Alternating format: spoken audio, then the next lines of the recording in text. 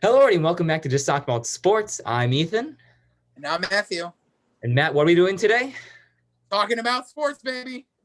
Thank you. And today it's another week of college basketball, and we are now on our fifth week already. We're running out of fingers on our hands because we're already at 5 weeks. And there's been a lot more commotion in the ocean, I would have to say, this week because teams are kind of went up and down. There's a lot more movement in the rankings. So there's going to be lots of teams that we're going to be covering this week and maybe even some new ones that we wouldn't normally cover because there's a lot of new teams in the new rankings. So without further ado, we'll just start off right here at number one, as they are indeed still at number one after the big game, or I guess the game part two after the first one got canceled between Gonzaga and Baylor. And this time it was Gonzaga versus Iowa. But obviously, as you could tell, since the number one seed is still Gonzaga, Gonzaga is still, or they ended up knocking off Iowa. And I will let Matt continue with that. We had talked about it last week, how important of a game this was to really determine. We talked about how Baylor was not going to be in that and how winner of this game is your new number one seed or remains the number one seed.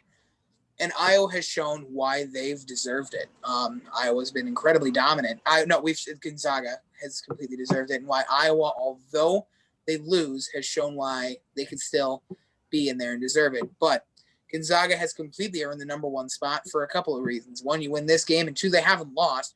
They come in with a rookie freshman, Jalen Suggs, who's been unbelievably dominant, 27 this one. Not only that, let's talk about down low. You need that big presence in Joel Ayayi with 18 boards against Iowa too. When you're able to outmatch Garza on the boards the way he was, that's another way to being able to shut down him. And I don't think anybody's giving him enough credit because when you don't put up the points, you're not normally the one being seen. You got Drew Tim there. You got Corey Kispert. You've just got so many talented players on a team that really has shown all season why they deserve to be the Kings. And Gonzaga, well, I mean, if you look at their schedule coming up, apart from Virginia, it's kind of just like, oh my God, what have we done? You get back-to-back against Northwestern State. You got Dixie State. I don't even know who that is. Northern Arizona. And that's the rest of December. I mean, this team's going to be number one for a long time. Yeah, and they're not going to be losing anytime soon. I mean, after watching that game where Suggs just literally lit it up against Iowa, I think he had 7 or 8 made threes in one game, which is unbelievable. It's just remarkable, yeah. The dude's range just kept increasing as the game went on, and Iowa just couldn't find a way to match it, and that's why Gonzaga was able to pull away. The game wasn't really even close to begin with. I think I was down at least double digits at half. So Gonzaga came out firing, and then basically Iowa they tried to make their way back, but it was too late, and Gonzaga ends up still at the number one seed, and Iowa falls down, obviously, to the fourth seed. But before we skip down to Iowa or keep going down, we'll go right, basically just zoom through Baylor. They played one game against a nobody, and they're playing right now, which is Monday. We're playing another not very amazing team. And they're up 20 on Arkansas Pine Bluff at the time of this recording. Thank you. They are 1-7. So there's another great win for Baylor. And then there's then there's Kansas, who took advantage of Iowa falling and had a good enough win against, I believe, Texas Tech this week. And that was able to boost them all the way up to the 3 seed now. So the Jayhawks are back in it. They have been able to play very, very well. I mean, basically in that Texas Tech game, it looked like Texas Tech had it in the bag. And then out of nowhere, Kansas just came up clutch towards the end, hitting last-minute shots. I think they had a 7-0 comeback to knock off Texas Tech and inevitably steal that number 3 seed in the league. So I think this Kansas team, after that one loss that they had earlier in the season against, I believe, Kansas's early loss in the season was to Gonzaga. They share that same thing with Iowa. They lost by 1 point less, and that's why they're above them right now. I guarantee it. Mm-hmm. So it's Iowa fell, and they fell, at least in their version, they fell hard after this game. But I feel like Iowa's going to be able to bounce back, although their schedule is getting tough now that the Big Ten Conference is starting. But that is. And I'll talk about that later on with the theme coming up with Rutgers and Michigan State. Yep. So that means, Iowa, they're going to stay at number 4, and we'll just kind of zoom a little through here. I mean, Villanova was able to move up 2 spots after a win against my Butler. Butler and another team. So they were able to win, and they just got lucky because they're actually still playing games, unlike number 6 Houston, who's been struggling with COVID. So they are still there, but they still stay at the 6th seed, as they are still undefeated in 5-0 with some legit wins. And then there's West Virginia, who I believe has a big game coming up this week against, is it Kansas or?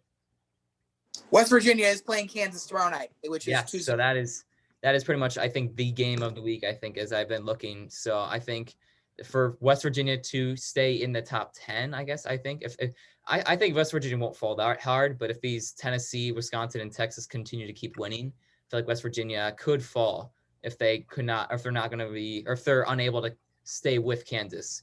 And then obviously we got Tennessee. They're finally playing after their rough start of the season after they didn't play, which sucks for them. COVID-19 has hit some teams particularly hard. Houston got hit hard. They hadn't played since in like 3 weeks, and then they just came back. Gonzaga, remember, had that big break, and Tennessee didn't even really get a chance to start. Now they're playing, and they haven't gone down because they're playing well, albeit against nobody teams. They've got nobodies. So SEC comes in.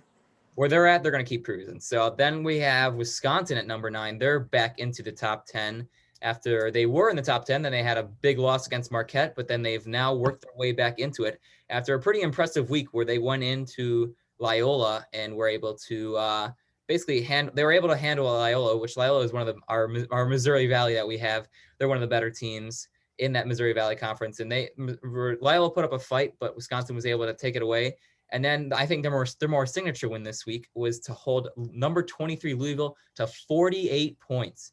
A Division I basketball team scoring 48 points is unheard of. So that is a signature win for them in that step. And that's pretty much the main reason why they were able to jump so high and into the top 10. So Wisconsin's number 9. Texas is still number 10. The Longhorns, they're finally in the top 10 for the first time this season, and they're going to be looking to continue to move up. But then that brings us to our biggest jump team for this week. I think, or at least for this week. Yeah. And it is number 11, Rutgers.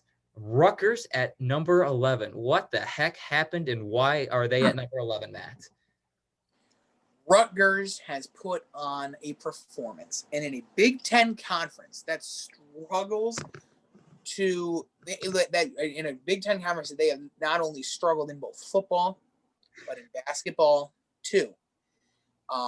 And they've really started to build a program in Rutgers. And really the only reason why they sit where they sit right now, and I can't believe this, you got a son of a former NBA player and potential Hall of Famer in Ron Harper Jr. And you look at the way he's played. He's averaging 24 points per. And you take a look at what they've done. They took care of Syracuse. They destroyed Maryland. And they beat Illinois, who just has not been it this season, unfortunately. Just have not been able to repeat the same feats as last year. You've got a guy averaging nearly 10 boards in Miles Johnson. Your leader in assists, Jacob Young. I like to bring up stats just so you can get familiarized with the names. I think Rutgers is a remarkable team. They played super well. They're unbeaten. But let me tell you what they've got coming up, because this team's in the top 25 here in a couple weeks. It's either at number 5 or not at all. And here we go. Their next game will be against Ohio State on Wednesday in Ohio State. They are 7-point underdogs. Then they get Purdue. That's okay. They can handle that. Then there's what I like to call welcome to hell. You get Iowa. You get Michigan State. You get Ohio State again. You get Penn State. Then you get Wisconsin. Yeah, have fun with that. You're playing teams in the Big Ten that have not only dominated by themselves, but have dominated against each other. And Rutgers, we talked about it last week, and I love how Creighton, the minute they start conference play, gets smacked. I think Rutgers is an unbelievable team, but welcome to the Big Ten, because you ain't staying long, baby. That's number 1. Now, number 2, my next team on the list is the Michigan State Spartans. And oh my God, what just happened? And who is Boo Buie? That is the question of the day. Who is Boo Buie? What a name right there. Well, yeah, honestly, no kidding. You put up 30 on Michigan State's elite defense, and Northwestern, and not only upsets and beats Michigan State, they flamed them. I mean, this game was not close at all. Michigan State was not ready for this. And quite frankly, they should be happy that their game against Virginia got canceled due to COVID issues within the Cavalier program. Otherwise, right now, they'd be staring at a lot more losses. Let's just take a look very quickly. They have beaten Eastern Michigan. Congratulations. Notre Dame, not a basketball school. They did beat Kentucky. Detroit Mercy. Oh, yay. Western Michigan. They almost lost to them. They did almost lose to them. Western Michigan and Oakland. You've beaten Duke. Congratulations. They suck. And you got flamed by Northwestern. Yeah, this team is completely overrated. And then when they get into Big Ten play, we'll see how good they really are. This is what happens when you lose your players. It's unfortunate, although this team did not get anybody truly special.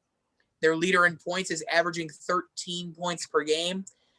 Michigan State is not a team that will succeed. I rip on teams a lot. I don't care. I talked about Missouri last week. You move up 2 spots. Congratulations. You didn't even play a game.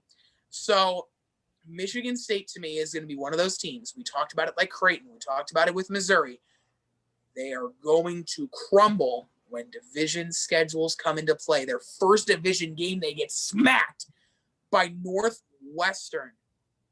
It's not a good look for them to be right in when the conference play was just about to start too. And that's what happens with this Big Ten conference, because the amount of teams that we see in this top 25 right now, we have Iowa, we have Wisconsin, we have Rutgers, Michigan State, Illinois, Michigan, Ohio State. There are so many Big Ten teams, and there's so many of them that like are now coming on the horizon, as in like Purdue. And this, with this Big Ten division always being so stacked, this is going to cause many of these, like all these Big Ten teams are going to be struggling, because you never know when you have to verse one of those better teams, because then they're going to gain more losses, which could lead to basically make or break where they are going to finish in this top 25, if they even finish in the top 25. So Michigan State, they are the biggest drop that we've seen this basically this week. We had Rutgers move up, the biggest rise with 8 spots, and the biggest drop in Michigan State right below them at number 12. So I think, which is great for both the programs, at least great for Rutgers and bad for Michigan State. But both these teams will be able to bounce back, and we'll just keep moving along as we now see Creighton is no longer in the top 10 of our top 25. They fell down 4 spots after they ended up dropping a game to Marquette, which Marquette's just a weird team in itself. They can go out and beat teams like Wisconsin and Creighton, but then they could go and lose to like other teams that aren't even ranked. But that's just Marquette's whole story, is they were looking like they were going to be able to make it back, and they ended up losing this week. So I mean, sucks for Marquette, but sucks also too for Creighton. But I think Creighton will be able to bounce back, especially which there is a big game that they have this week that they will need to prove themselves if they are trying to stay in this top at least 15. They'll be able to have a big game as a team that I will cover in a bit, but we'll continue to move right along as we got Missouri, which we said last week, they're not going to be moving on the top 25 anytime soon, because they ain't going to be losing to any of these garbage teams, because none of them are any good whatsoever for a while. So we're going to be seeing Missouri, enjoy them being. Well, that's not entirely true. Missouri's going to get their prove it game. They don't have any so far.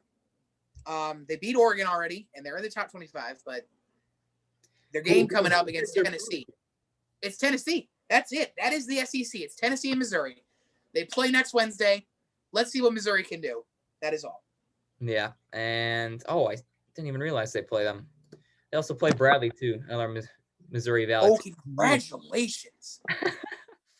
So, all right. So then we'll keep moving on. Obviously, Texas Tech ended up losing an extremely close one against Kansas. So they earned their respect, and they're only dropping 1 spot after a loss. But I think they'll be able to bounce back in this upcoming week. Virginia, they are still not playing because of the amount of COVID issues that they've had. They've played the least amount of games in this entire top 25. They've only played. But they're still moving up.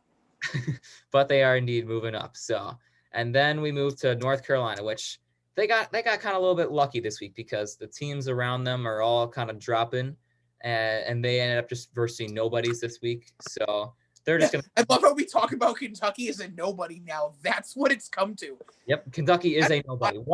1-5 for the first time since like 1980 or no? And rumors that Calipari may have a hot seat after all this time, to me, still blows my mind after growing up watching Coach Cal and knowing that if this team doesn't turn it around, he's done, is still just it's an end of an era. We're just watching it. And the best, I think the best part about this whole thing too is we're seeing Kentucky, North Carolina, and Duke. None of them are in the top 15 at the very least. And those are and none of them are good. None of them are isn't good. Duke definitely isn't good, and Kentucky is just I don't know. It is definitely the end of an era, and we'll see if these North Carolina teams are going to be able to keep moving up. But another big team dropping, obviously, as we talked about, Illinois. They've been falling hard in these rankings after being up in that, like, I think it was a top 5 at one point, and then they've just been Yeah, I want to make a quick little thing on Illinois.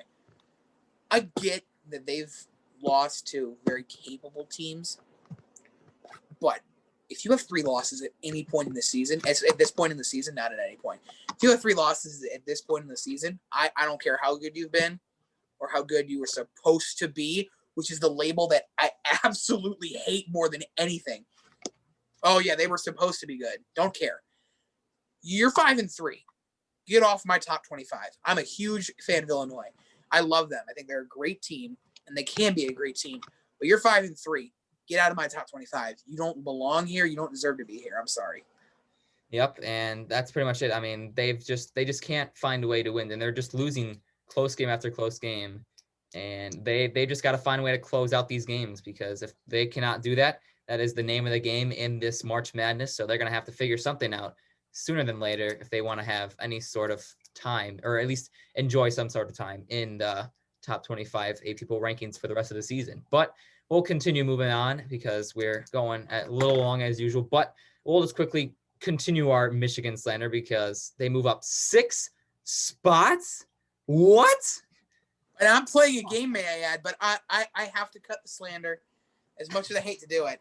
We got to give them credit, okay? They're unbeaten. They've beaten some quality teams, and at the end of the day, at the end of the day, as much as I don't like it, I have been a proponent for, if you are unbeaten and you have even played mediocre opponents, you need recognition.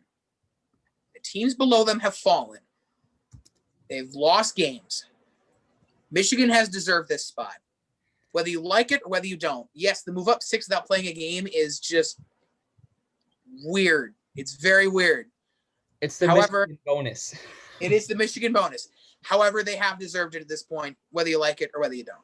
They almost lost to Penn State. I just want to remind you that. So Penn State also that bad. We'll continue moving down the line as we got one more team I want to kind of go a little bit more into detail. But we've got Duke. They moved up 1 spot after they managed. They said they were going to like quit, and Coach K was all done. He didn't want to play this season. But then they decided, you know what, we still probably should keep playing. So they played one more game this week against a nobody, got an easy win. They were too afraid to play Gardner Webb. Yep, they they were too afraid. It's Gardner Webb. What can we say?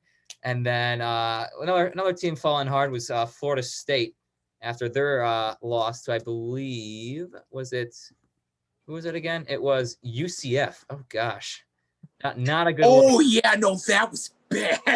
Not a good look for. That Florida. Was horrible. Hey, but Florida State. Just awful. When you are Florida State, I talk about trap games a lot. That was a trap game. You don't travel far. UCF is ready to roll, and they kick some butt. And they're barely beating Gardner Webb, as we were just talking about it. They're barely beating Gardner Webb at the time of this recording. They're not very good. They're not. Their chances of enjoying their time in the top 25 are slowly but surely coming down too. So they dropped 6 spots, and we'll see if this week they'll continue dropping. But we'll move on to a team we have not seen this season, and one I want to go a little bit more into detail too, because they're the only team I believe that it's in the top 25, along with pretty much almost the nation, that is 8-0 so far this season. They were able to play all their games so far, and they have not lost, and that is Xavier. For the first time, we were seeing them in the league after they were able to knock off the Marquette team that was able to beat the Wisconsin and the Creightons. So I think that after that big game this week, they were able to finally prove to the people that they've had so far to believe that they do deserve to be in this top 25. I mean, they haven't really versed anybody of big. I think that's really good. They've had games against Cincinnati and Oklahoma, but besides that, they have not really played anybody as big. They almost lost. They only beat Baylor or Bradley by 1. But I feel like Xavier, for now, they are 8-0. They're one of the best 3-point shooting teams in the league so far. And it's only a matter of time when a team is 8-0 when they just finally get moved into the top 25. Because when you have teams like Illinois with 3 losses and you have teams like Xavier with 8-0, I think that's a little unfair for some of the teams. So we gotta give them credit for where it's due. But we'll see how long they stay in these rankings, because this week they do have to go against Big Bad Creighton. And we'll see, I believe on Wednesday or Thursday, they'll be versing them. So that is the big game that I was talking about earlier with Creighton. So we'll see what they have in store for us, basically. I'm excited. I think Xavier is different. We look at a lot of these Big East teams. I think this one's different, though. Something feels different about Xavier this year. They've always been there. They're kind of the Big East team you forget about. I have a feeling this year something about that is about to change. Yep. We'll see what Xavier has in store.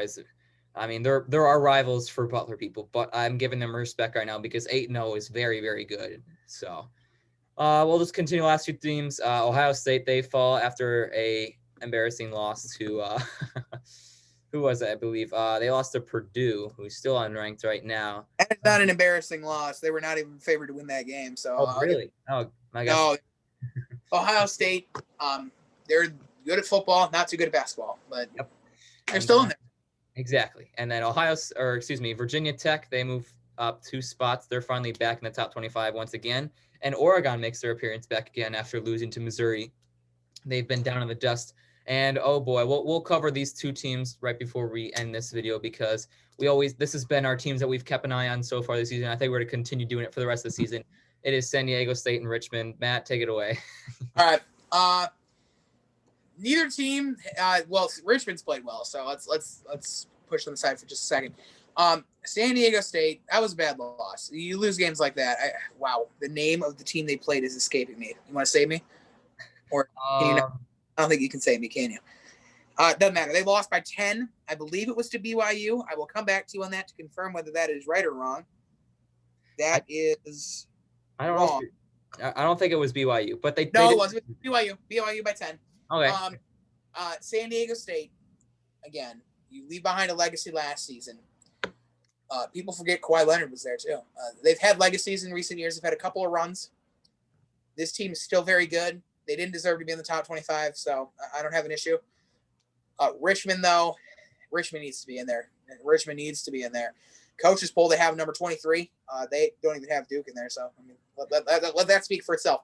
But I think that Richmond has played like a top 25 team. Their only losses against West Virginia, a easy top 10 team, and then they can beat Kansas tomorrow. Let me remind you.